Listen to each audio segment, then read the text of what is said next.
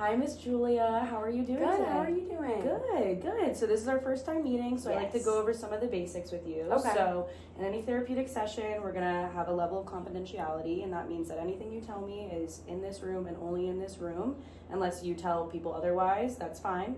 Also, if you tell me anything about harming yourself or others, I do have to report that, just so you know. So a little bit about me, since this is our first time meeting. I'm a master's of social work, so that means I work with more of like a self-determination model. So Okay. I work more with helping you get to the place that you need to be to get yourself out of whatever funk you might be in. So I work a lot with women, primarily women that are struggling with depression, anxiety, or any trauma. Okay. So I had you fill out that PHQ-9 when you Yes. first came in. Yep. So tell me a little bit about that, because I know you were having some feelings of anxiety, and I kind of want to get to the bottom of that. Yeah, so anxiety is actually something I've struggled with my entire life, but I've recently kind of going through something that's caused a little bit more of depression, and so that's one of the main reasons I wanted to come in. Okay. So tell me a little bit about what's causing that depression for you. So I was in a long-term relationship for around 2 years, and then I recently found out he cheated on me. And so I'm just kind of having a hard time getting through that. At first, I was honestly okay, but I don't do well with handling emotions, and I have a harder time just dealing with them when the incident happens. Okay. And so I feel like now I'm just kind of prolonging it. And Okay. So can you tell me a little bit about what was going through your mind when you found out that he had cheated on you? so honestly, when I found out he cheated on me, we already had our issues and we had a lot of problems. I don't think I could have broken up with him myself, just because Okay. I was kind of trauma bonded to him for another situation. My dad passed away a little over 2 years ago. I'm so sorry to hear that. Thank you, I appreciate it. And so that happened while we were dating, and so I feel like I kind of took that as he's the only male figure in my life, and I kind of latched on to him. And we already were, at the time, he lived 2 minutes away from me, so we were already hanging out a lot. So I just kind of wanted that comfort, Right. and he gave that to me, and I really didn't see this happening. And when it did happen, I was just in shock, and it took me a lot longer to process it before I was able to mourn and be upset about it. Okay. So you mentioned the term trauma bonding. Yes. And so I want to know more about how that made you feel emotionally, like when you broke up and when you found out that he had cheated on you. Emotionally, how did you feel? You're describing a lot about kind of how you process things and how you don't really fully process them. If you were to say in that moment, what did you feel emotionally? Emotionally with him, or just in general? In general, maybe more about like the situation itself. So I were you think- feeling sadness, anger, grief, depression? Where did that? I think emotionally, during the time of my dad passing, I was more just in a state of, which I know is very normal, a state of, Shock? yeah, I was in a state of shock, and I just kind of still wasn't really processing it. I think also another reason for that was because I didn't live at home, and but my dad wasn't in my day-to-day life. Okay. So when I did go home, like nothing, I don't want to say nothing in my life really changed. Obviously my dad passed away. Right. But like nothing like in my day-to-day life, like I still had to go back to work, I still had to do school, I still had friendships, I still had a boyfriend, I didn't really like sit there in my room and like properly mourn. Right. And so I think that I was just kind of like in shock, and then like I just, back to the anxiety, I think I was just kind of super anxious all the time. So I just wanted to be around him, because he was a around comforting your person. ex. Yes.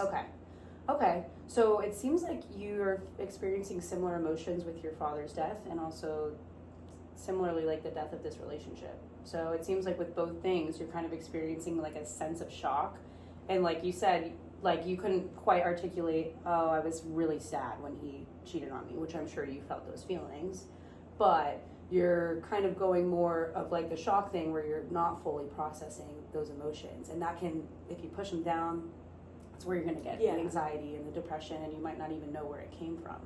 So it's important to point those things out. So how would you say you usually respond when something like that happens? If it's like, for example, your dad dying, or your boyfriend cheating on you, or being in a fight with your friend? I would say I respond by kind of shutting down, but I also do like talking about it. I like talking about it with more my friends versus my family. Okay. Just because I feel like I don't get the response I'm looking for with my family. Okay.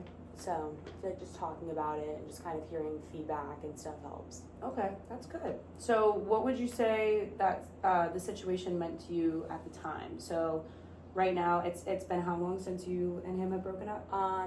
It'll be a year next month. Wow. Okay. So how do you think you're feeling now versus then? I think, honestly, I feel pretty much the same of, I don't know how to explain it, kind of like the same of one emotion. Like, after we broke up, like, yes, I was really sad, but I immediately felt a state of calmness.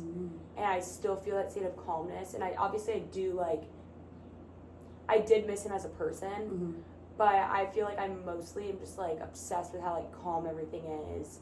And, like, just not having to, like, deal with it. Okay.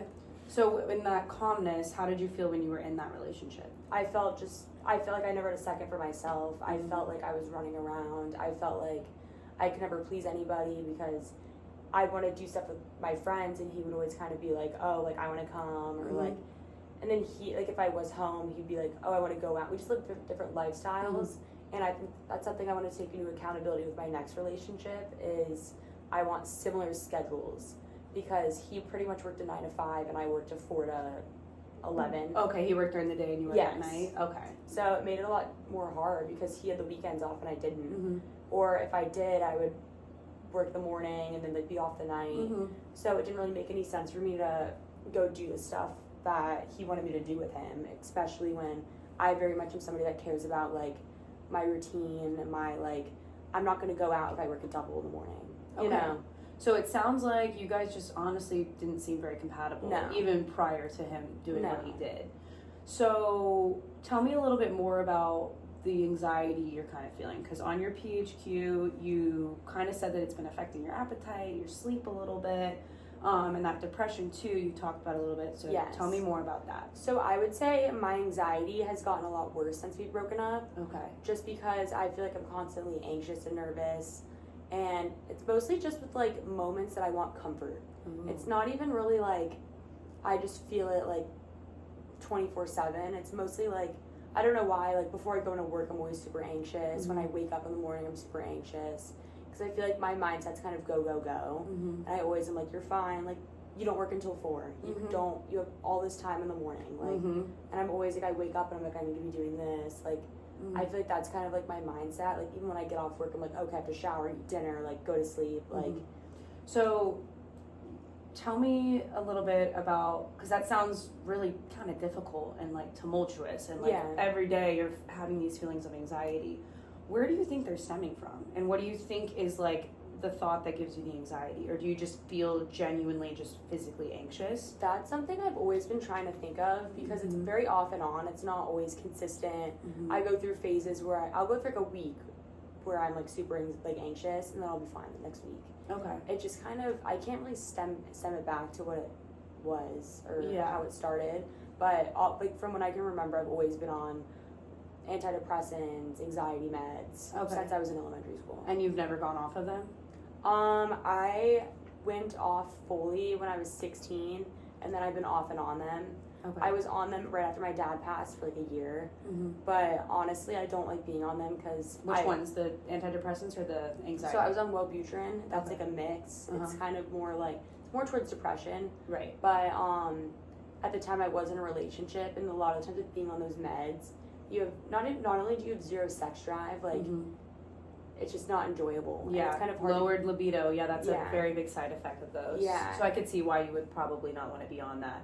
And also, you maybe didn't feel like you needed to be at that time, right? Like you didn't feel super sad anymore? Exactly.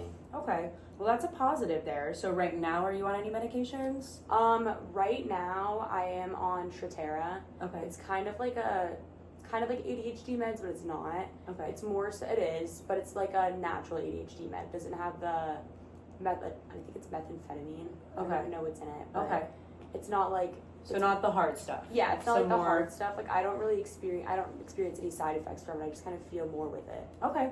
So do you have any feelings towards that relationship or the grief of your father that are kind of like push and pull, and you don't know how to manage them, or do you feel kind of calmness with those, or Honestly, tell me more about that? This kind of sounds messed up. I feel like I should be sadder. Ooh, okay. I know that sounds more messed. I feel like that sounds like, I don't like to say that out loud, but like. And that's how you're going to confront what you need to confront. Is by saying it out loud in a safe space. So saying things like that, I'm never going to be like, that's crazy, because it's not. I mean, everybody grieves differently. So like I said earlier, it seems like you have a very similar grief pattern between both losses. It's crazy that I never really thought of it like that, but yeah, I do think of it as kind of, they are similar, like the way I mourn them both. Yeah. Like I feel like I was just in a shock for both of them, and then I never fully was able to process it. Grief is very up and down, and it can be that way for a lot of different types of grief. Like there's the grief of losing someone, like a parent at a young age. Like you said, how old were you when he passed? 19. Yeah, it's a young age. And so you don't always have the tools, and you don't always have the coping mechanisms you need to process that fully. And that's kind of what I'm hearing, is it's sounding like you've never really fully processed the death of your father, and that leads you to having those feelings of, I should be sadder.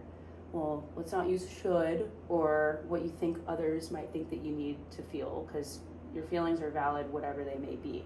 So, and then it's the same thing with your relationship. Like that's also a loss, and you have to grieve it. And if you don't process those emotions fully and properly, it'll just take a little longer. And it's not like it's okay, you didn't process it right when it happened, you can't ever process it again. It's a lifelong journey, grief.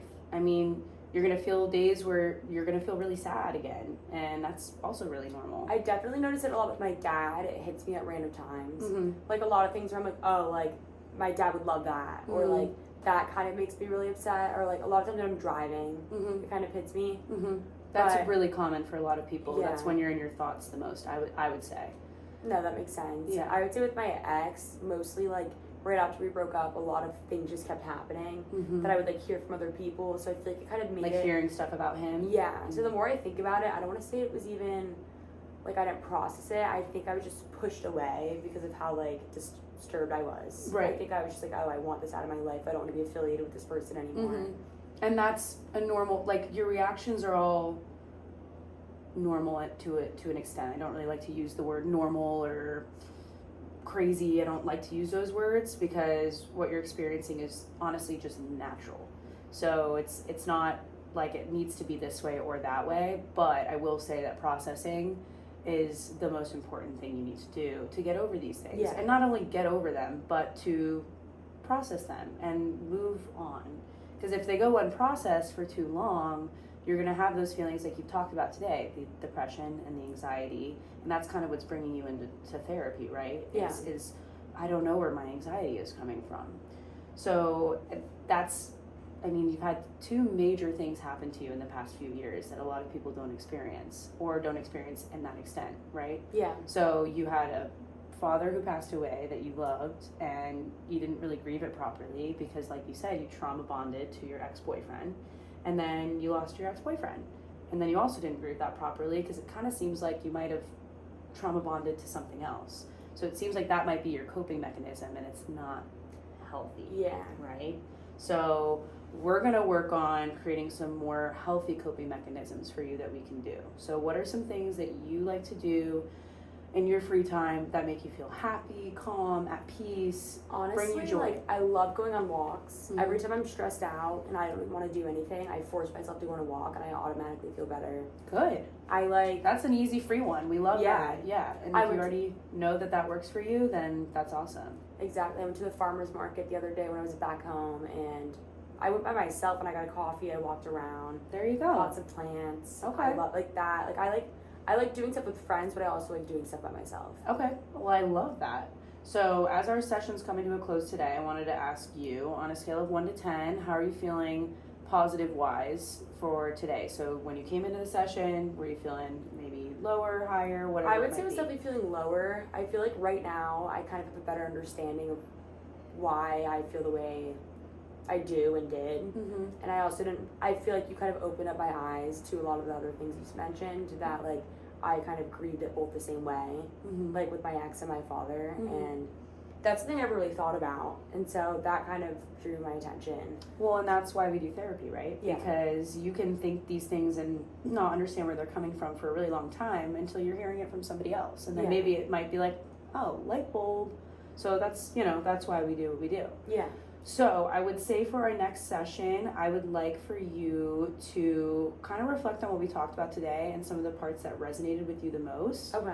And I'm going to send over a worksheet for you. It's going to be like a couple little essay questions, 2 to 3 sentences, nothing crazy. And then just email it to me before the next session, and then we'll go over that. So we're going to continue kind of on the same path we're on, trying to get to that root of that anxiety and that depression that you've talked about. So feeling good? I'm feeling great. Thank you so much. Awesome. It was really nice to meet you. You too. I will see you next time.